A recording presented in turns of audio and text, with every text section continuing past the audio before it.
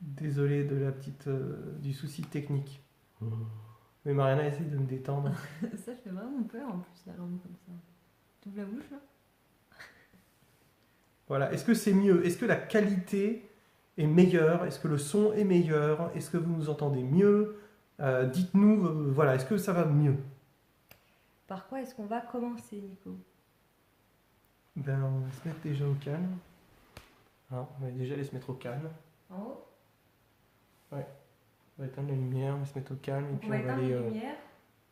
on va faire un tour dans le moulin d'abord et on va se mettre au calme. J'éteins les lumières? Allez, c'est parti.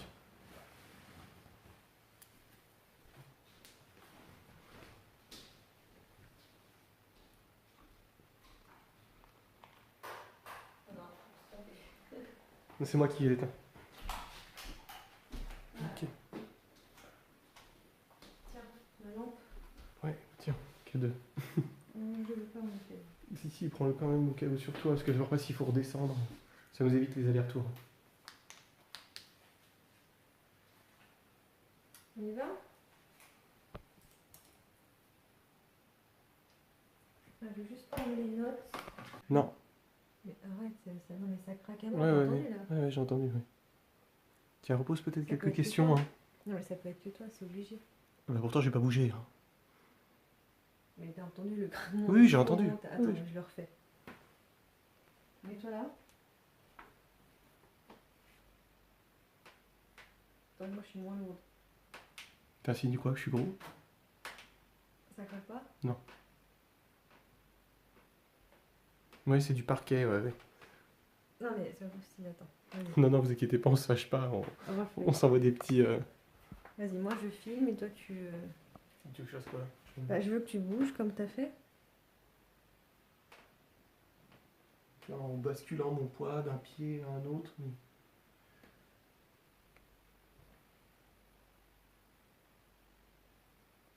C'était bizarre, hein?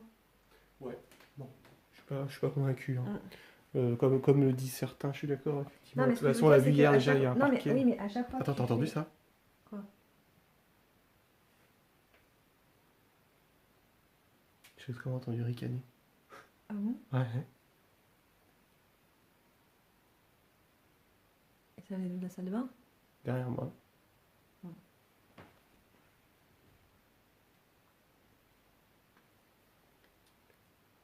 T'as peur? Non, j'ai pas peur, mais je suis surpris. Je suis surpris parce que j'ai entendu, tu sais, à ma hauteur derrière.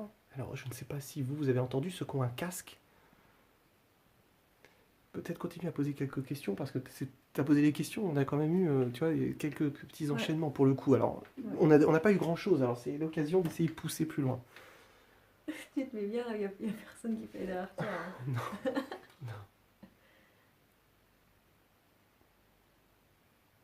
Non, j'ai pas eu peur. Voilà. Simplement, c'est que j'aime avoir essayé de comprendre. Donc, comme je vous ai dit tout à l'heure, Oui. donc, nous on aimerait bien communiquer avec vous. Et c'est vrai que la maison, elle est toute en bois. Donc ça fait beaucoup de bruit, ça craque. Donc on aimerait pouvoir avoir un bruit bien distinct si vous nous comprenez et que vous voulez bien communiquer avec nous.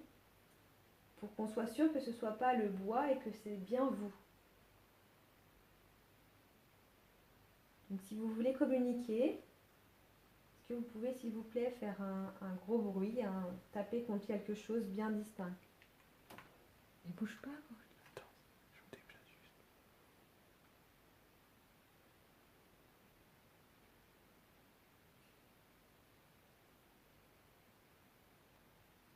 Pardon.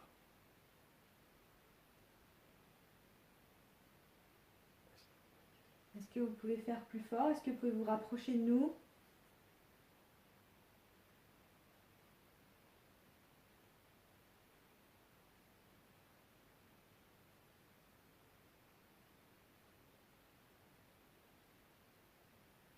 On n'entend que des petits craquements, on ne peut pas être sûr que c'est bien vous.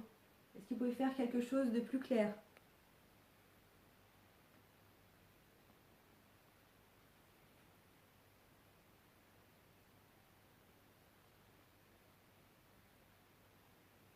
Est-ce que vous pouvez faire un gros bruit s'il vous plaît?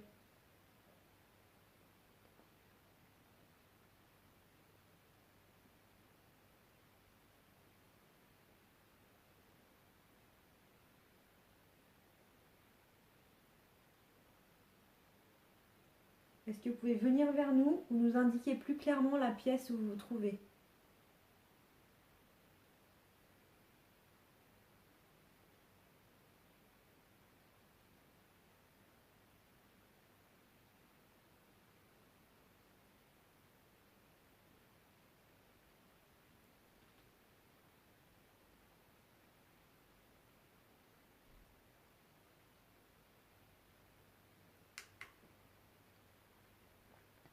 J'ai cru entendre...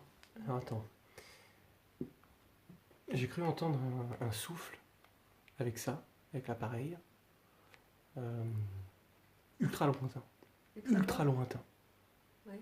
Je ne peux pas t'expliquer, c'est bizarre. Un souffle. Tu entends, tu sais, un en permanence, parce que c'est le son amplifié. Ouais, bien sûr. Et là, ça faisait.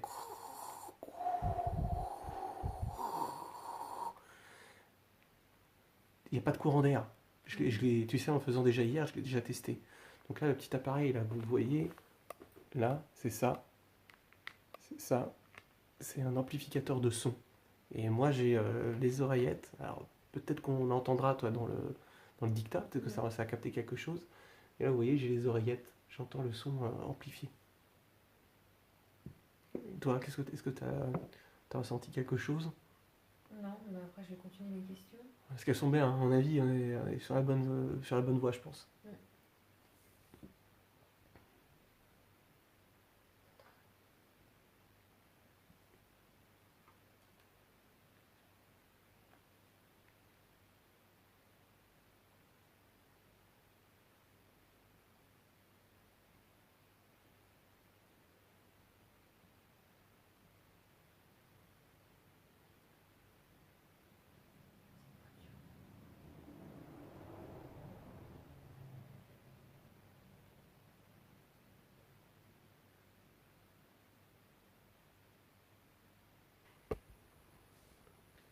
Tu vas venir ici faire l'autre enregistrement. J'ai entendu comme quelqu'un qui marchait en ma direction, en fait. Bah, en fait, c'est simple, tu vois, parce que, regarde. Là, moi, je suis assis sur cette marche-là. Et là, j'ai mon augmentateur de son. Ok. Et lui, il pointe dans une direction qui est là, qui est face à la fenêtre, qui est tout au bout du salon. Et j'ai entendu comme quelqu'un venir marcher dans ma direction, parce qu'en fait, le son était de plus en plus fort. Et moi, j'ai entendu aussi, et je n'aurais pas listé les escaliers parce que les escaliers, t'avais, ils craquent plus. Mais effectivement, ça ressemble à ce qu'on a entendu hier soir. Hein. Alors, j'ai du mal à dire pourquoi, parce qu'avec le truc de son, ça.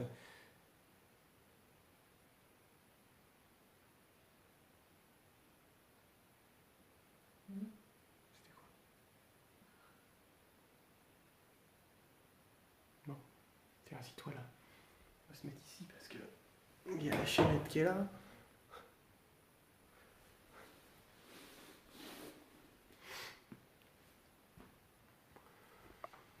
Bon les amis, ça fait 1h30 qu'on était en live direct là pour cette partie, cette première vraie partie d'enquête ce soir de la 2e nuit.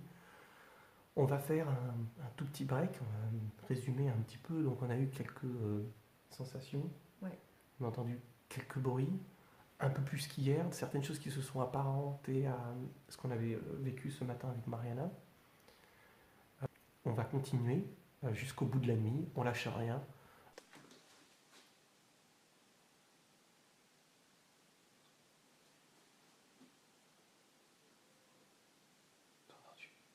C'était quoi ce truc? C'est le frigo. Non, c'est pas le frigo. Ah oui? Le frigo, tu l'entends là, regarde. Bah t'as entendu quoi? Parce que moi depuis la journée. Comme j'ai entendu en début de soirée, tu sais, comme si on chuchotait derrière moi. Ah oui? Ouais. Ça? Non.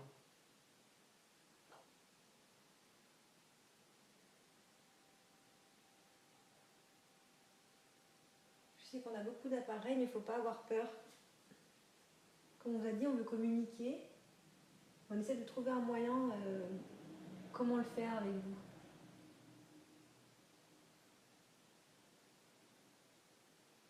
Donc, on peut essayer de faire avec des bruits, On vous pose des questions et vous nous répondez par un bruit.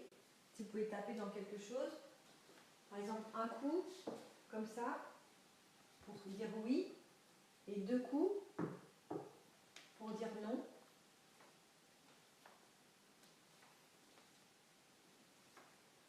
Ouais, ça s'apparentait à un rire. Vous entendez aussi? Il y en a qui m'ont entendu, ouais. Je suis pas fou.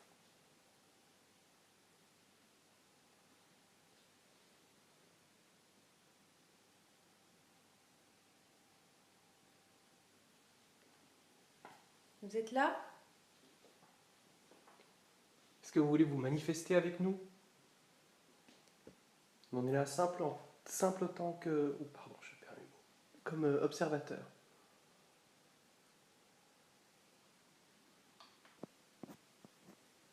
En tout cas, vous avez tous une opinion sur ces 2 vidéos. On est d'accord, ce ne sont pas des preuves. C'est pas des preuves, ce sont des éléments d'information. Nous faisons confiance aux propriétaires pour le sérieux. Il n'y a pas de fake, ils n'ont rien faké. Donc ça, on fait confiance absolument. C'est juste 2 éléments d'information qui sont très intéressants. Ne pas tirer de plan sur la comète. Il n'y aura jamais de preuve de quelque chose d'immatériel. La seule chose qu'il y a, c'est d'essayer de comprendre. S'il y a une conscience, c'est le but. Il n'y aura jamais de preuve matérielle. Un EVP, un déplacement d'objet ne sera jamais suffisant aux yeux des sceptiques. C'est pour ça que l'on doit essayer de comprendre s'il y a une conscience et d'essayer d'établir un contact avec cette conscience. Et c'est ça qui est important.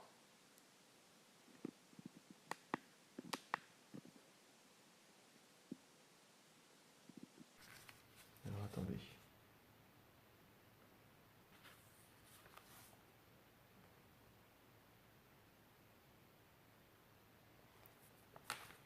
Parler aux entités, je vais vous lire un morceau du témoignage.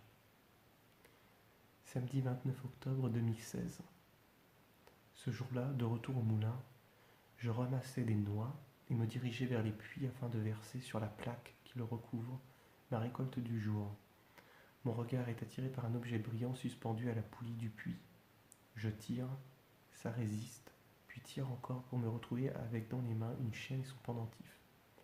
Vu la manière dont on l'a raccroché, c'est un acte volontaire. Qui l'a accroché là et pourquoi? Je l'enfile autour de mon cou, tout ravi de ma trouvaille. Ce bijou est assez lourd, ne semble n'être ni fait d'or ni d'argent. Peut-être du laiton, je ne sais pas. Le pendentif comporte un motif pseudo-égyptien. J'en ai de mal à discerner ce qu'il comporte.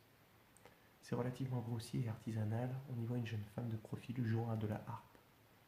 Demain, je vais le nettoyer, prendre une photo pour ensuite l'agrandir. J'y verrai plus clair. Est-ce qu'il y a une entité présente qui comprend ce récit, s'il vous plaît?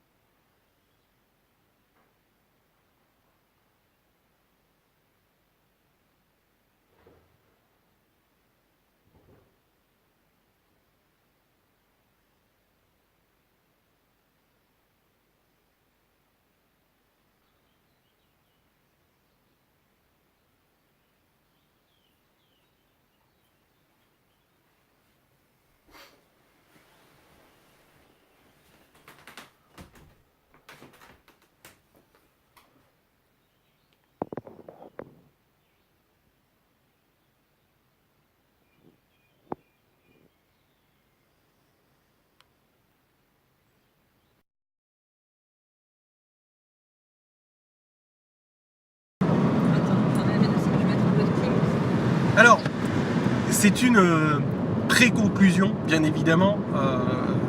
Il y aura une conclusion en fin de semaine, parce qu'il va falloir avec Mariana qu'on écoute tous les enregistrements, les vidéos, qu'on fasse un point sur nos retours. Donc voilà, là c'est juste une sorte de pré-conclusion, et aussi pour vous remercier chaleureusement d'avoir été si nombreux. Donc on a fait 18 heures de live, donc c'est pas 20 heures, on a fait 18 heures de live, je pense que c'est pas mal, on a fait péter un nouveau record. On a fait péter un nouveau record, et merci de votre soutien.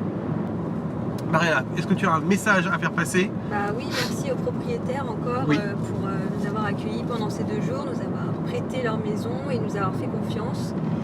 Et puis on espère que notre démarche va les aider un petit peu à trouver... Ouais, à gagner en stabilité un petit peu. Voilà.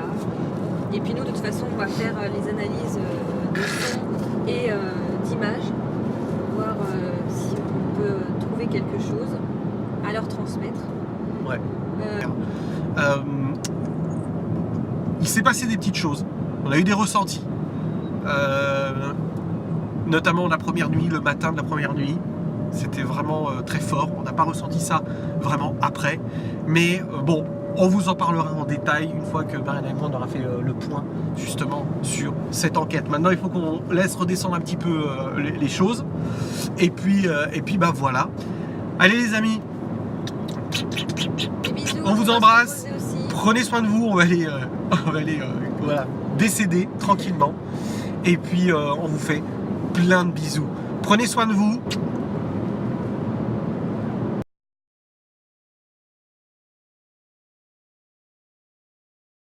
C'est très riche. Hein. Alors, je vais d'abord parler du bâtiment. Donc, c'est un ensemble qui date du 12e, 13e, qui a fait la guerre de 100 ans. Donc, qu'est-ce qui reste de cette partie? C'est surtout les souterrains. Problème avec le roi de France et la reine de France qui se sont battus. D'ailleurs, ils ont levé des troupes. Marie de Médicis a perdu. Donc, c'est Louis XIII et Caroline de Richelieu qui ont enlevé la bataille. Et à ce moment-là, le propriétaire, qui s'appelait Ferrières, avait été pour la reine de France. Alors, à l'époque, quand ça n'allait pas, c'était condamnation à mort, château rasé. Alors, ce qui vous explique que ce château est Louis XIII pur, parce que c'est en 1620, quelque chose comme ça, qu'il a été rasé. Voilà.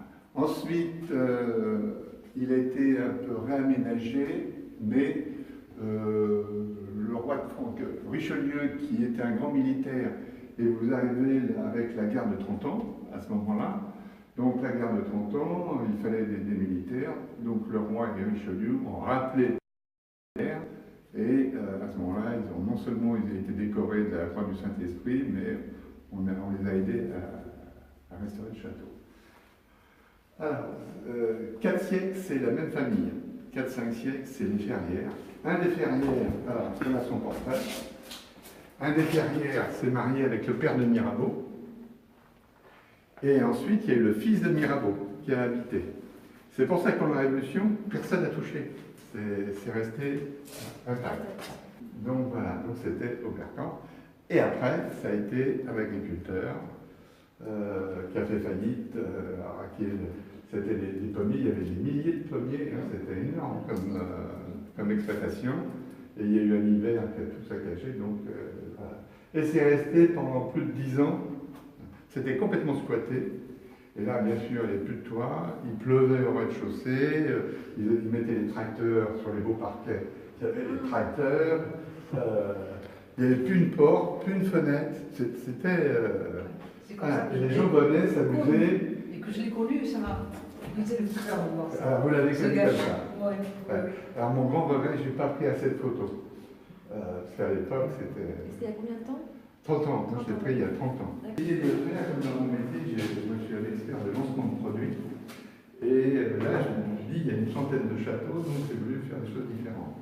Alors en fait, j'ai mis de l'Antiquité, c'est-à-dire vous avez de l'Égypte, pas n'importe laquelle, vous allez voir, j'ai des pièces absolument exceptionnelles. J'ai de la Grèce, du Sumérien, du Mérovingien, du Romain, voilà. et bien sûr de la préhistoire. Donc, vous avez de la Renaissance avec des statues magnifiques du XIIIe siècle, c'est des statues qu'a vu Philippe le même d'ailleurs. J'ai des tableaux, alors pas n'importe lesquels non plus, c'est des Philippe de Champaigne, c'était le peintre de Louis XIII, de Richelieu, de Marie de Médicis, et ils sont au Louvre, mais celui-là il est encore mieux, parce que c'est la fille de Philippe de Champaigne. Et la fille de Philippe de Champaigne, il y a 2 ans, elle était considérée comme perdue. Donc il l'a imaginé à 8 ans, donc vous voyez un tableau, il l'a fait sachant que sa fille... voilà. Et le miracle, elle n'est pas morte. Alors je suis incapable de dire si elle a ressemblé ou pas, mais personne ne le saura jamais. Mais en tout cas, c'est magnifique. Alors j'ai des tapisseries aussi renaissantes, des verdures, tout ça. Donc on peut rester 3 heures dans le cabinet de QLD. Vous avez une salle people, parce que mon métier, j'ai connu beaucoup de vedettes, les hommes politiques ou les médias, tout ça. Donc là aussi, chaque fois il y a une histoire. Bon, c'est très très riche. Donc voilà, alors tout ça, ça fait que les gens qui viennent visiter, bon, ils ont ça nulle part ailleurs. Alors on a fait beaucoup d'émissions télé, de radio déjà, mais on n'est pas connu, le château n'est pas connu, parce qu'on n'a pas... En plus, je ne veux pas qu'il y ait trop de monde, moi je ne veux pas 40 personnes, je veux que les gens... Et si vous regardez sur le site, on est numéro 2 après Lascaux. Alors là, c'est les Noailles. Alors vous allez voir qu'il s'est marié avec les deux plus grandes familles, la première dame du Limousin, et qui, alors je vais vous montrer, c'est impressionnant, le premier mariage et le deuxième mariage. Alors avec le premier mariage, j'ai vu plein de châteaux dans le Limousin, dans le deuxième, plein de châteaux en Touraine. Donc il avait un territoire absolument fantastique.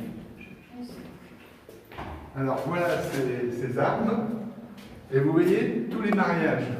C'est avec les 2 cordes, qui étaient à Montignac, Sireuil, Hautefort, le période d'écart, c'est Hautefort. Donc c'est des mariages, et avec les Noailles, alors là c'est la grand-mère, Noailles. Pardon. Là, donc c'est vraiment impressionnant. Là, il y a une origine royale, apparemment. Ah oui, alors, il était conseiller. Alors, si vous voulez, quand Henri IV est mort. Ça aussi, il y avait quelque chose. Oui, non, mais vous me gênez pas. Excusez-moi. Non, comme ça. Oui, quand Henri IV est mort, il avait 7 ans et Ferrières avait 9 ans. Et alors, la reine Médicis a conçu une cour. Ce qui est vachement bien fait, c'est que dans le livret, en fait, Ouais. tout est numéroté. Sur les tableaux, tout est numéroté. Et en fait, tu regardes par exemple le numéro 12, là. Oui. Tu cherches le numéro 12. Et ça te dit exactement ce que c'est. Le siège de Podesta, siège de justice de la Renaissance italienne. Sur lequel s'asseyait le juge pour rendre justice.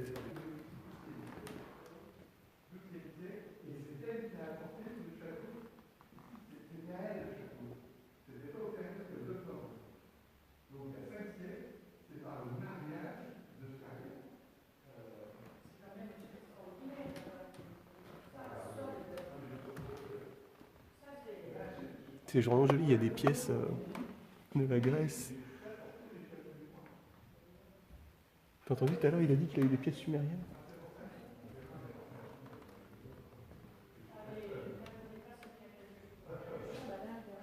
De quoi? Il y en a là? Ah oui. C'est très joli. Alors. Vous avez quand même retrouvé plein de choses qui pouvaient aller dans la... Ah, vous allez bien. Vous allez bien. Alors, par exemple, Homère. Là, Alors, vous avez le château de Savignac. tablette écriture cunéiforme. Statue sumérienne. Bon, c'est l'histoire d'Homère. Ça a été l'ouvrage le plus vendu à l'époque. Et le roi avait confié ses enfants à Fénelon. Oui. Oui, mais vous savez que l'ouvrage de Fénelon, c'est ça. Alors, attendez. Il y a des fossiles, c'est trop beau. Qu'est-ce qu'il a fait alors avec... C'est beau, hein. Alors, Oui, c'est c'est clair. il habitait le château de Savignac. Vous le connaissez, le château de On est passé Savignac? devant, on est passé devant, mais on ne s'est pas Magnifique, arrêté. magnifique. Oui. Alors, donc, c'est l'histoire d'Homère. Et là, là, comme par hasard, je suis tombé sur ce tableau. C'est Ulysse, c'est Télémaque qui veut retrouver son père et qui atterrit à l'île de Calypso. Et alors, la femme veut le retenir, donc vous essaie de le séduire. Et là, vous avez le mentor. Donc, en fait, c'est la. Alors, ce tableau, c'est un tableau lance. C'est un fan très connu. Qu'on appelle toutes ces pièces. Hamilton. Il les a récupérées, il a tout récupéré. Voilà. Donc ça, c'est un tableau. Alors oui, il y a un pirate avec sa lumière. Là, vous devez être. Ah ben là, on peut faire 3 quarts d'heure sur ce tableau. En expliquant tout. Alors il y a le dieu de l'amour, dans le cas, qui explique cela. C'est le pape, je pense. Statue en pierre de Gradine. Statue d'un évêque, sculpté à la gravine, ciseaux très effilés avec 3 acidos. Ok. 14e siècle, rare, anciennement polychromé. Reste du bleu et du rouge.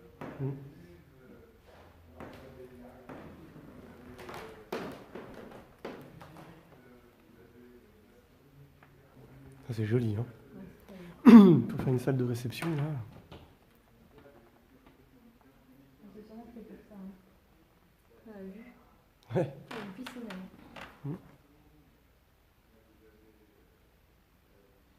Château de... Vous avez vu ça? Beau. Le château est complètement hallucinant, c'est magnifique. Il est rempli de détails, de pièces, vous avez vu.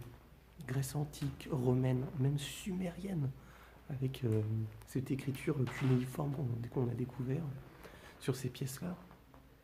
Et puis chaque endroit, les tableaux, c'est propre, c'est hallucinant. Regardez la taille de la pièce. On voit bien qu'on est dans un château. Oh. Ah, c'est ce que je dis, ça c'est magnifique. Les détails. Le sens de la déco, le piano est magnifique. C'est vraiment particulièrement très très très joli. Extraordinaire. La qualité, les pièces, la déco, tu vois, il n'y a pas trop, pas assez, c'est vraiment... Ouais. Je crois que c'est Je vraiment... comprends après qu'ils ne veulent pas qu'il y ait trop de personnes. T'entends les bruits? Oui. Oui. Et ils sont seulement 3 en haut. Et Oui. déjà... Putain, la cheminée, elle est incroyable. Non, je crois que c'est extrêmement bien. Ce que j'aime bien, tu vois, regarde, il a mis il y a des petites chaînes IFI de musique. Donc, il a préparé, à mon avis, à du Bach ou du Mozart. C'est très joli. C'est incroyable. Incroyable.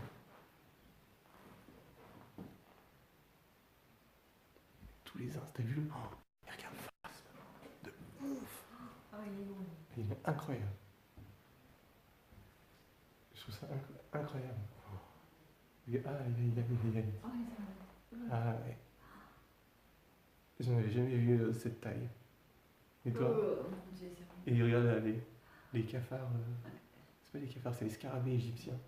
Regarde, il est beau celui-là. Et là, vache, incroyable. Magnifique. Je crois que j'avais rarement vu un cabinet comme ça, c'est le 3e que je vois. Oh, regarde les papillons. Ouais, c'est le 3e que je vois. Je crois que c'est vrai. Oui, bien sûr. Oui. Mais il a, je sais pas combien il a d'années, quoi. Putain, c'est beau. J'en connais un qui se cadorerait. Oh, t'as vu les poissons là? Ouais, un poisson. Ouais. Bah, j'espère que ça vous plaît parce que c'est fort. Oh, une gueule folle, quoi. Donc voilà, là on se retrouve. Il reste à peu près 30 secondes. Voilà, 30 secondes avant qu'on se prenne une raciée dans la tronche. Donc là on est dehors. Regardez un petit peu, le château est magnifique. Attends, viens, recule un peu.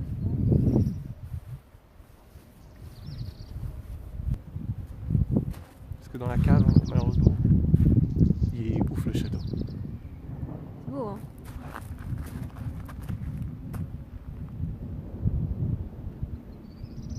Alors là, avec l'orage et tout.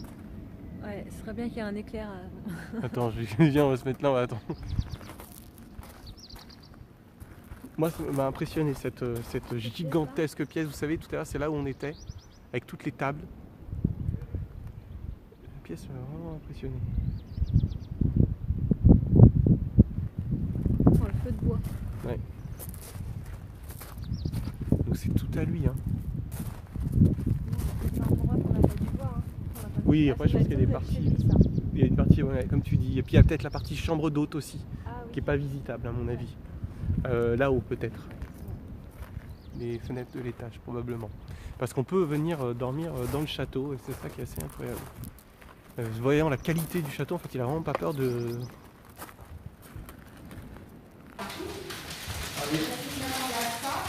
Alors,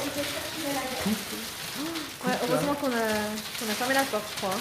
Bah, Ah non, ouais. Ça aurait pu. mais moi dans mon bureau il pleuvait. comment ils font Donc j'ai bien fait de délai quand même. Ouais. Et là, vous voyez, comme c'est pas du vidéo vitrage et Ouais, c'est pas du tout. courant, Ouais. ça va aller dans le cadre, ça. Mais bon. Ah vas-y, coupe. Ouais, alors, Je vais vous allumer un peu mieux en bas. on va couper, on va aller en bas, donc dans le musée de la préhistoire. Donc je pense pas que ça va passer en live. Donc on coupe, on filme quand même et on vous uploadera la vidéo. Donc ce sera brut, hein, comme si vous étiez en live, sauf que malheureusement vous ne pouvez pas interagir avec les commentaires. Donc voilà, on vous fait des bisous. On est vraiment désolé qu'on n'a pas pu répondre aux commentaires en direct et tout ça. Désolé pour le réseau, pourtant on a demandé donc le wifi au château, mais même avec leur wifi c'est... Voilà, donc j'espère que vous aurez vu quand même que la qualité elle a été bien, que le son a été correct. Donc voilà, on vous dit à tout à l'heure pour le musée de la préhistoire. Bon, allez, on suit Mariana dans la deuxième partie du château, qui est la partie préhistoire. Donc c'est dans les caves, donc c'est pour ça que ce n'est pas en live, mais on suit Mariana. Je trouve ça incroyable qu'ils aient mis ça dans la cave en fait. Ouais. Qu'est-ce qu'il y a? Une poule, 18e siècle. C'est l'empreinte d'une poule.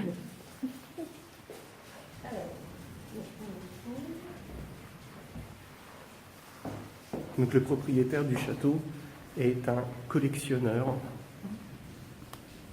et amateur de toutes ces pièces. Donc ouais, ce qui est sympa, c'est que si vous le souhaitez, donc il a dit que vous pouvez demander à l'avance des guides si vous voulez faire toute la visite guidée.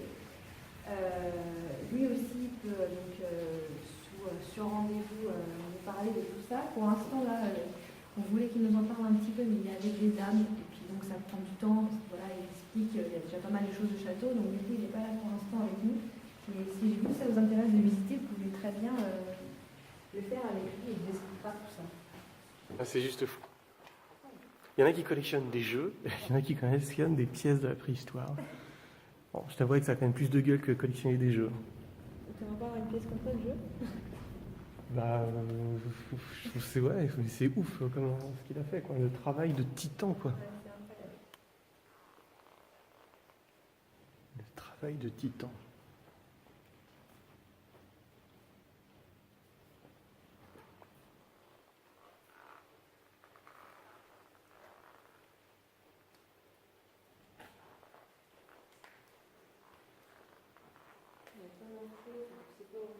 Non, c'est clair. Ah, c'est cool, il a fait la timeline. Ah oui, oui. C'est où le début? Là. Ah oui, Allez. tout à fait.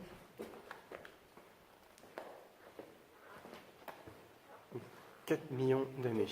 Ah oui, d'accord.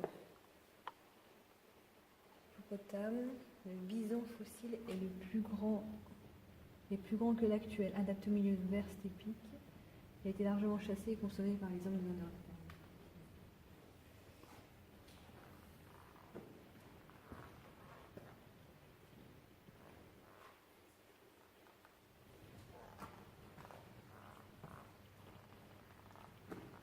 Homo erectus. C'est incroyable quand même. On regarde les yeux, on dirait vraiment que nous vivons quoi. Regarde les yeux, c'est incroyable. T'as vu? Et la ligne de l'œil.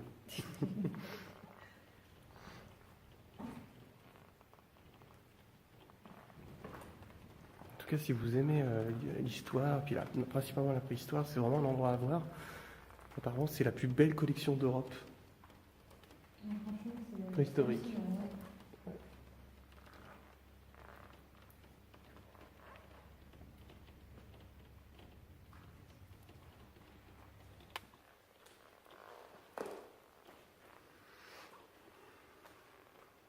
Néandertal.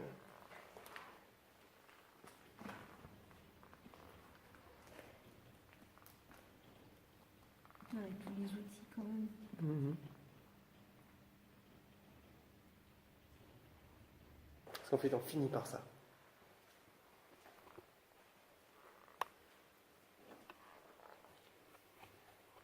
Ah oui, tu vois, c'est déjà un peu plus évolué.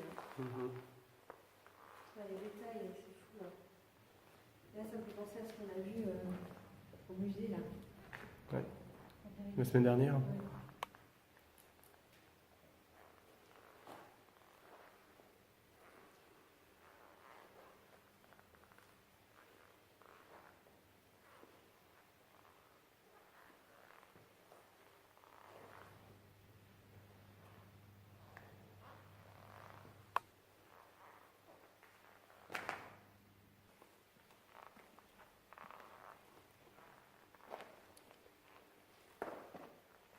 La taille des petits.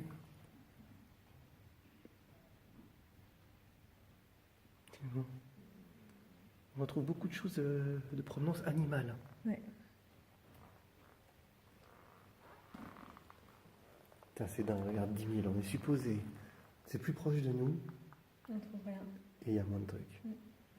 C'est étrange, ça vous rappelle pas quelque chose dans la Timilacritas de Platon, 10 000, c'est la période Atlante.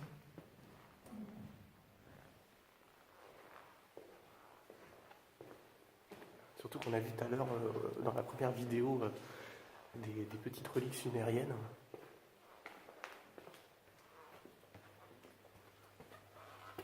Alors, oula, c'est chouette, mon Dieu.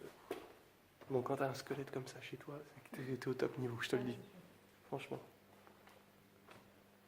Oh, regarde, Qu'est-ce qu'il y a? un mélange là. Ah oui. Après, C'est grave. Moi, j'ai envie de te dire, attends, viens voir. Une réflexion comme ça. Tu vois, moins 4000. Moins 4000, entre moins 4000 et moins 3005, c'est apparemment là où on a construit les pyramides. Regarde les outils. Je vais quand même m'expliquer comment on a pu construire ces pyramides avec ces outils-là. Bref, ça reste quand même un débat très intéressant.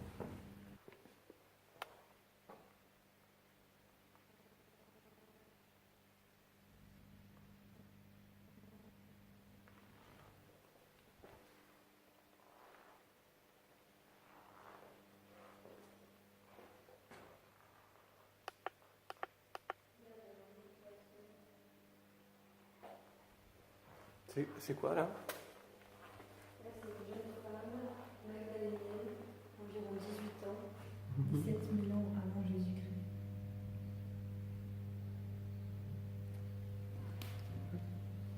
Elle n'était pas très grande. Non. Comme moi, je crois. C'est des coléoptères, c'est immense. C'est pas où les insectes étaient plus gros. Ah oui, oui, carrément. T'imagines? Tu vois ça là?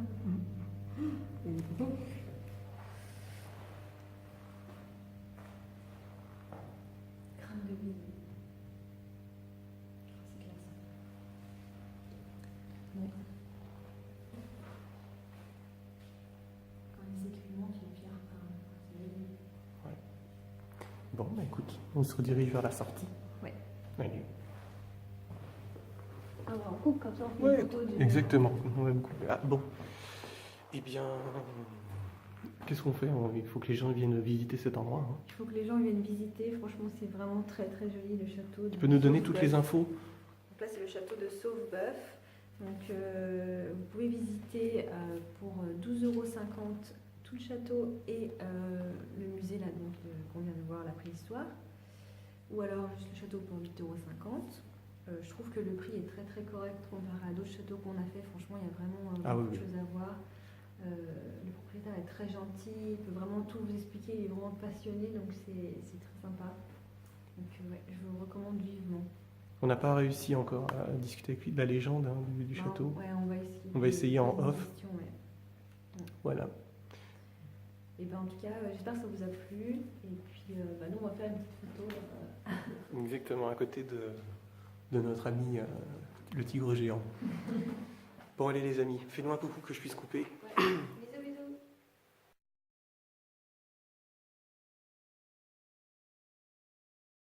C'était surtout si cette légende, parce que c'est vrai que dans tous les châteaux il y a une légende, et des fois c'est purement une fantasme, et des fois c'est vrai que historiquement il y a quelque chose qui est fondé, donc c'était ça Ah la oui. question en fait. Non, mais comme le mot légende, ça veut dire que c'est de l'histoire améliorée ou pas Voilà. du tout, ou inventée. Voilà. Mais Donc est-ce là, qu'il y on a pense que les faits de base sont vrais, Ouais. c'est-à-dire qu'il y a une agressivité entre le château de Montignac et ici, et il y avait plutôt des liens avec le château de Los. Mhm. Donc le seigneur ici qui s'appelait Ferrière a voulu marier sa fille, et puis voilà, le seigneur de Montignac n'a pas trouvé ça à son goût, et s'est débrouillé pour faire tout un montage, c'est-à-dire autour d'une guerre qu'il a provoquée. Voilà, il a assassiné le seigneur de Los. Donc le père de Sauveboeuf, de Ferrière, a obligé sa fille de se marier avec le seigneur de Montignac. Et là, pour éviter le mariage, le jour du mariage, elle s'est jetée dans la rivière. Et alors la légende, c'est là où bon, on peut rêver. Ouais. On voit elle tous les ans passer le cadavre, flotter, Ah oui. voilà, et qui passe devant le château de Los. Ouais, donc Bon. l'histoire est vraie, mais après Ah non, la non, légende, alors, Peut-être vrai, ah, ouais, probablement bien sûr. vrai. D'accord, ok. mais voilà, après c'est l'imaginaire. Mais comment ça se fait qu'à chaque fois qu'il y a des D'ailleurs, il y légendes a, il y a dans les trois, châteaux, trois ou quatre versions de cette légende, donc ça montre bien que les variantes à chaque montrent fois, on que n'arrive c'est... pas à trouver un vrai truc. Non, non, mais je vous dis, tous les châteaux ont Et une pourquoi légende. ils ont une Et légende comme ça, s'il les n'y a châteaux pas de légende, on invente une légende. Mais pourquoi Voilà. C'est quoi Ah, votre parce que théorie ça fait partie, comme les fantômes, comme les souterrains. Et quand vous avez un château, forcément, il y a un souterrain qui communique avec un autre château. Avec un... Voilà, Ah, parce que tout ça, c'est- c'est du roman. Alors, par exemple, les souterrains, c'est du roman. Je n'ai connu qu'un souterrain, il ne fait pas plus de... Tiens, forcément, parce qu'à l'époque, les seuls souterrains, c'était quand il y avait... quand un château était encerclé, c'était pour que le seigneur, ses troupes se sauvent Ouais. par le souterrain. Bon, donc c'est 100 mètres, c'est tout. Mhm. Et ça s'est écroulé depuis, ça n'existe plus, sauf ceux qui sont en pierre. Alors j'en connais un, donc le château de Menneville, par exemple, j'ai découvert un souterrain, là il fait peut-être 50 mètres en pierre, c'est déjà unique. Mm. J'en connais pas d'autres. D'accord. Donc tout Et ce les qui autres est châteaux, dit, vous tout avez- là, tout ça, alors c'est pas une légende, c'est faux. Et les autres châteaux que vous avez, il y a des légendes ou pas? Ah oui, alors là, le premier château que j'ai Vous avez sauvé, il était en Normandie et c'était dans la vallée de l'Epte. Alors là, ça devient très sérieux parce que c'est un château qui a été habité par Philippe le Bel, donc c'est 1300, hein, 14e siècle, début 14e siècle. Et Philippe le Bel, vous savez, c'est pas n'importe quel roi, puisqu'il avait son ministre des Finances qui s'appelait Enguerrand de Marigny. Et cet Enguerrand, c'est lui qui a en fait assassiné les Templiers. D'accord. Donc c'est à ce moment-là, Philippe le Bel, pour s'emparer de tous les camps qui avaient pris un pouvoir, et puis il avait tellement de dettes avec les Templiers qu'il les a fait supprimer. Alors, ça c'est très intéressant parce que j'ai retrouvé tous les parchemins concernant, en fait c'est toute l'histoire de Druon sur les rois maudits. En fait j'ai tous les parchemins qui correspondent à ça, depuis 1300 j'ai les parchemins, et qui montrent d'ailleurs, j'ai retrouvé à la BN, à la Bibliothèque nationale, le parchemin où le roi de France, Philippe le Bel, donne à Enguerrand de Marigny le château que j'avais, donc qui s'appelait le manoir des Brumes. Voilà. Ah, c'est vous qui avez fait Le manoir des Brumes, et il lui a donné, Ah, il y a j'ai une- retrouvé, Bien et je sûr. peux vous donner la date, il l'a donné en 1308, les Templiers, 1308. Mhm. L'anéantissement des Templiers 1308. Et alors, ce que j'ai découvert, là, c'est la chapelle, parce que Enguerrand, qui voulait plaire à Philippe le Bel, qui adorait son grand-père Saint-Louis, a fabriqué une chapelle avec la statue de Saint-Louis. Mhm. Et la statue de Saint-Louis, on ne connaît pas son visage. Et il n'y a pas de représentation. Et là, personne ne savait. Et j'ai averti la directrice du musée de France, qui s'appelle Madame Labordel, qu'il y avait cette statue de Saint-Louis. Et c'est à ce moment-là que vous avez une exposition à Paris, à la Conciergerie, l'année dernière, où il y avait tout Saint-Louis, dont cette statue qu'ils ont amenée. Et alors la statue, vous l'avez photographiée là, puisque j'avais vu un gisant avec les attributs royaux, c'est-à-dire sur l'épée, c'était une fleur de lys sur l'épée. Et alors là, avec une petite de la BN, qui étudiait mes documents, elle a cherché et on est arrivé à describer. En fait, c'est le frère de Saint-Louis, comme par hasard. Et quelques années après, le curé m'appelle. Il m'a dit qu'il voulait faire dans la crypte une centrale pour chauffer l'église. Ils sont tombés sur une tombe en plomb. Et là j'ai récupéré. Là, vous avez dans une vitrine, vous avez donc les ossements, des ossements du frère de Saint-Louis. D'accord. C'est unique. Alors, moi, je leur ai dit, écoutez, le curé, alors, comme ils ont parlé tout de suite, il y a des gens du village qui sont venus éventrer, puis ils ont piqué des bijoux, enfin tout ce qu'il y avait. Et là, le curé m'a, ce qui restait des squelettes, il me l'a confié. J'ai écrit au maire pour dire, bon, bah écoutez, quand vous allez restaurer tout ça, moi je redonnerai tout ça, parce que ça vaut le coup de faire, mais ils s'en foutent complètement. Donc voilà, alors ça reste là tant que... Et puis un jour, quand quelqu'un va être intéressé, on pourra remettre tout en place. Voilà. Et la statue, je ne sais pas s'ils l'ont ramenée d'ailleurs, parce que cette église, il y avait quand même le toit, il y avait des fuites et tout ça, donc c'était pas bien que cette statue reste comme ça. Bon. Enfin, il y a toujours le gisant. Alors, à partir de là, le château que j'avais à côté, j'étais juste à proximité, donc il y avait 7 châteaux qui dépendaient de ça, en fait, ce qu'on appelle les 7 villes de bleu. Et là, j'ai tous mes documents, je les ai donnés, on vient de faire une thèse sur la forêt des 7 villes de bleu, qui est quelque chose d'extraordinaire. C'était la plus belle étrée d'Europe, avec des hêtres. Les hêtres, c'est magnifique, hein, c'est vraiment l'écorce lisse, c'est magnifique, et donc des siècles. Hein. Et puis il y a eu une tempête, je crois que c'est en 1500, qui a rasé complètement la forêt. Et ça fait des procès parce qu'à l'époque, le bois mort, c'était pour les manants. Sinon, c'était le seigneur ou roi de France. Et là, ils se sont dit, commençaient à bien se débrouiller, parce qu'ils ont fait des pétitions pendant plus d'un siècle pour dire, ce bois mort, ça nous appartient. Le seigneur dit, non, c'est le bois mort, c'est pas du bois mort, c'est vraiment de la forêt pour faire des bateaux et des charpentes d'église. Alors, ça a fait pendant plus d'un siècle et demi, donc c'est très intéressant de voir que tous les villages sont construits à partir de cette tempête qui était vraiment énorme à l'époque. Hein. Donc ça a été passionnant et il a exposé sa thèse il y a une semaine à Rouen. Donc je vais avoir une richesse encore à partir des documents. Et alors, le seigneur, à l'époque, sous Louis XVI, était un fou d'histoire. Moi, je l'appelais le Decaux de l'époque, c'est-à-dire qu'il voulait rassembler toute l'histoire depuis Philippe le Bel. Et la chance, c'est qu'il avait un frère notaire royal. Et il a récupéré tous les originaux, donc les parchemins, alors, avec des sceaux énormes, et non seulement des parchemins, mais toutes les guerres qu'il y a eu depuis Philippe le Bel jusqu'à Louis XVI, c'est-à-dire, vous avez la guerre de 30 ans, la guerre de 7 ans, la guerre de section d'Espagne, la guerre contre le pape, tout avec tous les mouvements de peau, et des cartes en polychrome avec des mouvements, et tout ça, c'est impeccable. Alors, j'ai tout ça ici, et c'est des archives qui viennent 3 jours par mois depuis 1 an, parce qu'on améliore l'histoire de France avec ces papiers. Alors, comment j'ai trouvé ça? Alors, c'est grâce à l'époque confiture. Donc, à l'époque, si vous voulez, le seigneur d'Auvet, sentant la Révolution, s'est sauvé en Hollande, mais avant de partir, tout ce qu'il avait, tous ses parchemins, des milliers de parchemins, il a eu l'idée de faire, il y avait des murs qui faisaient à peu près 2 mètres de large, et au milieu, il y avait un interstice pour protéger du froid et du chaud. Il a fait agrandir cet interstice. Et là, imaginez une armoire Louis XIII, voilà, énorme, donc fragile.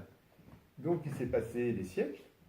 Et puis, pendant la guerre, c'était des gens qui occupaient des gardiens, simplement, qui n'avaient aucune notion de ce que c'était. Et le mur s'est écroulé. Et ils n'ont rien dit à personne, c'était abandonné. Et ils ont mis ça avec tous les meubles cassés, ça a été mis là. Et à un moment donné, il y avait des pots de confiture qui étaient faits par la gardienne. Et qu'est-ce que c'était? Des parchemins. Où est-ce qu'elle trouve ces parchemins?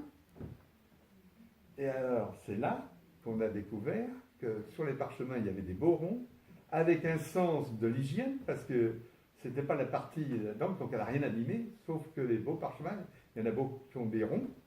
Et alors, d'une façon très soigneuse, elle mettait sur ses pots de confiture le parchemin, voilà, pour garder les pots de confiture. C'est comme ça qu'on a découvert ce trésor. C'est incroyable. Alors, voilà. Alors, ça, c'est pas une légende, mais là, vous avez de quoi faire des légendes, parce que et les gens qui l'ont habité, c'est une maison, il y a l'histoire des Templiers, ça fait la guerre de 100 ans, donc il y a eu des morts et tout ça, c'est terrible, hein, cette maison, l'histoire des Templiers est terrible. Hein.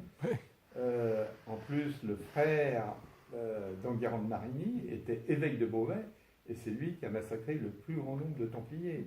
Beauvais, c'est à côté hein, de ce village, c'est la vallée de l'Eppe, là, voilà. Donc, cette maison était mystérieuse, et elle a été, alors juste avant de l'acheter, il y a très longtemps, hein, c'est avant 70 hein, que j'ai dû acheter ça, et avant de l'acheter, je ne me suis pas méfié, je ne me suis pas renseigné, mais j'ai eu, quelques mois après, j'ai découvert le livre « Les 50 maisons hantées de France ». Et qu'est-ce qu'il y avait dans les 50 maisons? Il y avait mon manoir des Brunes. Oui. Et là, alors, c'est là où on disait, tous les propriétaires sont morts prématurément. Et j'ai une histoire incroyable que j'ai gardée un peu pour moi, mais bon, maintenant ça n'a plus d'importance. C'est que dans le village, il y avait 20 feux, 20 foyers, et pratiquement les 2 tiers sont morts d'une façon anormale. Alors, il y avait un jeune qui est tombé dans la rivière, mais la rivière fait 50 cm, il est mort. Il y a une personne, celui qui faisait les abeilles, s'est pendu. Le maire, qui en gonflant ses pneus, a été décapité, le pneu a éclaté et décapité. Voilà, alors, je peux vous en citer les 2 tiers, et donc, d'où ce mystère, et dire c'est un village maudit. Ce que je veux dire, c'est le village. Alors, il y avait des sciences occultes. Alors, moi je l'ai acheté à des gens qui ont fait faillite. C'était le fameux groupe de textiles du Nord, la famille de Wilder, qui était très riche, liquidé, avec aussi des accidents dans la famille et tout ça. Bon, j'en passe. La personne j'ai eu 3 gardiens, les 3 ratatinés, morts. Alors après, j'ai fait une petite enquête quand même. Alors il y avait un seul bistrot dans ce truc, donc évidemment, pour avoir un garnier, j'allais voir le bistrot, je lui ai dit, mais est-ce que... Donc moi, ils sont morts, c'est clair, j'ai découvert pourquoi ils sont morts. Hein. Ouais. Il y avait une bouteille dans chaque arbre, quand on disait le gallon, voilà, c'est ça. Et puis, il y avait des sociétés occultes qui nous demandaient de venir, donc vous avez toutes des légendes qui apparaissent dans tous les journaux un peu... occulte, vous avez des pages entières. Et puis le journal du coin régional, c'est Paris-Normandie, vous avez des pages entières sur le château maudit. Alors moi j'ai découvert ça après, mais quand j'ai découvert ça, il n'y avait pas d'électricité, rien. Et alors il y avait juste une lampe et il fallait faire 50 mètres pour ouvrir l'électricité. Et alors quand on allait se coucher, avec ma femme, c'était à celui qui allait fermer la lumière. Alors ce château, on a eu peur pendant quelques mois parce que il y avait des bruits boités de tous les côtés et il est hanté en fait. Alors j'ai découvert après les raisons. Hein. C'est des rats de l'extérieur qui venaient, qui rentraient dans, je vous ai dit qu'il y avait un espace, et là où il y avait de la paille, etc. Et donc là, Et donc, imaginez dans un mur de 2 mètres, voilà, les rats qui sont là-dedans, donc vous avez un bruit raté. Il y avait des courants d'air et les bougies s'éteignaient, mais c'était des courants d'air. Et les planchers grinçaient, et puis il y avait des pas, et ça c'était des chouettes qui étaient dans les greniers, et la chouette, ça fait un pas humain. Donc il y avait plein de choses que j'ai décodées petit à petit, parce que moi je suis comme, voilà, comme Saint Thomas, voilà. Mais j'étais plus loin avec des scientifiques, j'ai travaillé un peu avec des scientifiques, et vous savez que la science ne reconnaît pas s'il n'y a pas des preuves. Par exemple, le magnétisme n'est pas reconnu. Si vous avez un sourcier, par exemple, c'est évident que les gens de l'immobilier utilisent des sourciers. Moi, j'ai utilisé un sourcier, il m'a montré toute la source, on a creusé un puits, on a eu, voilà, on a la source. Donc, mais comme il n'y a pas d'explication scientifique, ça n'est pas reconnu par la science, sauf que ça existe. Donc, les phénomènes de magnétisme, on ne les a pas reconnus. Et là, ce que j'ai appris sur le plan de la géologie, sous le château, c'est plein de sources. C'est plein de sources, puisque Perrier, à un moment, je gérais le budget de Perrier, et à un moment donné, ils sont venus pour voir s'ils ne pouvaient pas exploiter avec une eau classique, non pétillante, voilà. Et il n'y avait pas assez de débit. Mais c'est un endroit tellurique. Et l'eau a un effet sur le physique qui est énorme. Et moi, je pense que pourquoi tous ces gens sont devenus fous, sont pendus, tout ça, c'est l'endroit tellurique. Et c'est pas la magie, c'est pas les trucs. Donc c'est, voilà, moi j'aime bien essayer de trouver des... Et je pense que c'est ça. Alors j'ai fait un livre, et là, pour pas inquiéter les gens, j'ai coupé, j'ai pas donné, c'est la première fois que je la raconte, cette histoire, mais ça n'a pas d'importance maintenant, mais c'est incroyable. Alors je ne sais pas depuis s'il y a d'autres, je sais pas. Je sais qu'il a été racheté, après voilà, plus personne n'autorise. Alors il a été, moi j'ai donné à ma famille, et puis il y a eu quelques petits problèmes d'ailleurs, et puis voilà, ils l'ont vendu, et c'est quelqu'un qui fait des séminaires qui l'a, donc...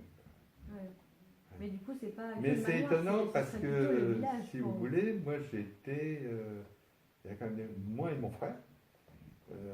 Quand je tombais, j'ai pas pu appuyer sur le foin et je suis tombé dans la rivière avec la coincée dans mon tracteur. La rivière Saint-Laurent, sauf un endroit fait de mètres, après un barrage, et je suis tombé pile là-dedans. J'ai pris une branche qui m'a à moitié assommé, et l'énergie du désespoir, je me suis dégagé, enfin, j'ai eu un hématome pendant un mois. Mais vous voyez, alors, mais ça n'a rien à voir avec, mais après, vous rassemblez des faits, et vous dites, ah bah tiens, c'est pas... Et puis mon frère, ben, enfin, il me dit qu'on l'a poussé dans la rivière, alors... En plus, les anciens propriétaires, alors là, eux, ils ont vu des moines arriver, ils entendaient des cloches alors qu'on ne peut pas entendre de l'église. Voilà, ils avaient des hallucinations, ils ont vu des fantômes, ils ont vu physiquement des fantômes. Donc, alors après, si vous voulez, comme ces gens étaient très sensibles, là, voilà, ils en ont fait un peu gros, quoi, mais enfin pas sérieux, quoi. Mais là, j'ai toutes les revues, je pourrais vous les montrer. Hein, c'est incroyable quand même. Ah ouais, c'est étonnant. Ah bah comme quoi, donc c'est vous donc, qui avez le manoir à vous. Alors ouais, les légendes, voilà, c'est plus intéressant que la légende d'ici, parce que là, il y a des faits. Il y a des faits, ouais, il y a eu tellement de morts, et puis j'ai retrouvé des squelettes aussi. Dans le manoir Oui, dans le manoir, oui. Quand j'ai fait des fouilles, j'ai eu des autres fouilles, j'ai trouvé, oui. J'ai trouvé des ossements. Oui. Mais c'est normal, si vous voulez, ça, pendant des siècles, ça a été un lieu frontière et qui défendait la vallée. Hein.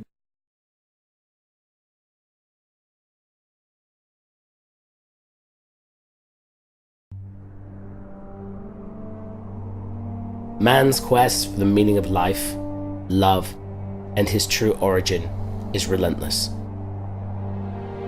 What is beyond life on this earth? Is someone watching over us?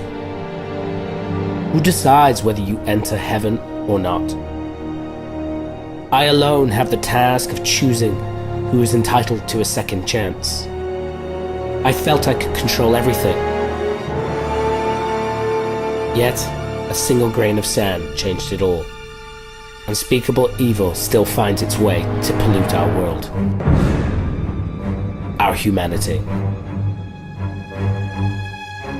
It is then in death that our journey begins.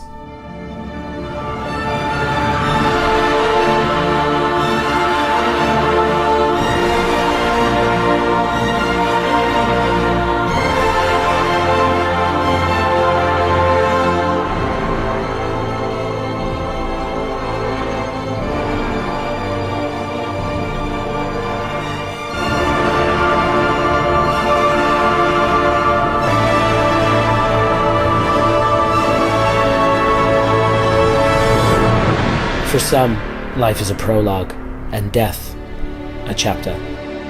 And then there is heaven.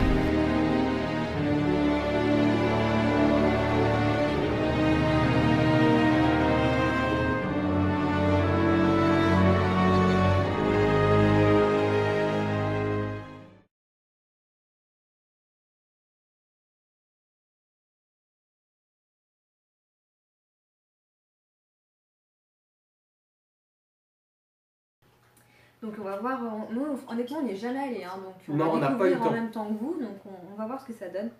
Donc après voilà, brièvement, donc à la nuit tombée, donc ce serait le repère de plusieurs spectres, fantômes à l'aspect terrifiant, mystérieuse tache lumineuse à la forme humaine, une femme sans tête qui serait le fantôme d'une ancienne châtelaine qui fut décapitée par son mari dans une crise de jalousie. En 1984, en plein jour, des promeneurs furent poursuivis du bois jusqu'au parking par un autre spectre beaucoup plus effrayant et agressif. Ce serait un colosse de 2 mètres de haut au teint noir, sa peau était comme brûlée et sans tête. C'est chaud. Ouais, bah, y en a qui nous demandent est-ce qu'on a des appréhensions, est-ce qu'on a déjà eu des grosses frayeurs. Alors non, honnêtement, le colosse, franchement, je demande à voir, hein, ça me fait marrer, mais voilà. Par contre, pour le reste, le Merci, fait Christophe. qu'il y ait autant d'apparitions, Mhm. qui sont écrites, hein, parce que par exemple, quand on est à la Saint-Saul, c'était juste une dame blanche au-dessus du lac. Bon, il y a C'est quand vrai même eu que les 2 témoins qui nous ont contactés. Non, mais je suis d'accord, mais c'est vrai que c'est assez cliché. Ce que je veux dire, c'est que cette dame Mhm. blanche au-dessus d'un lac avec le brouillard, à chaque fois, c'est un peu toujours la même chose. Donc je dis pas que c'est pas intéressant, mais c'est vrai que c'est assez commun, je dirais. Alors que là, quand même, il y a plusieurs phénomènes qui se passent dans le parc. Donc c'est pour ça qu'on a retenu cette légende, qu'on s'est dit que ça valait le coup. Oui, non, mais toi, t'es dans la merde pour manger des gaufres en Bretagne, ça c'est sûr. Tu sais que tu vas te taper Mais je là, vais quand manger, tu je vas vais manger des demander- crêpes. Ah oui, non, parce que si tu demandes une Je suis gaufre pas en un Bretagne, on va dire, extrémiste. Mais je suis pas un extrémiste. Est-ce qu'on pourra filmer? Alors, on va dans une crêperie Bonjour. et tu leur demandes bonjour, est-ce que vous avez des gaufres? Eh ben, je m'engage à le faire. Oui, c'est un défi. Alors, on regardera si le serveur fait pas 2,50 m et 150 kg, s'il met une baffe en retour comme ça. Et on va filmer ça. Ce serait le top. On vous fait plein de bisous. Préparez le café pour ce soir. Ah oui. Et on se retrouve dans quelques heures. J'espère juste qu'il va pas pleuvoir. Non, c'est bon. Allez, On mettra une capuche. on mettra une capuche. Exactement. Et ça. ouais, bah, il faudra qu'on espère voir ce colosse de 2 mètres sans tête. Bon, là, par contre, si on est le colosse, vous allez nous entendre gueuler. hein. Ouais, on va gueuler. Vous allez hurler, très clairement. Mais bon, allez, gardons les pieds sur terre aussi. Hein. Gardons l'esprit ouvert, mais ayons les pieds aussi sur terre.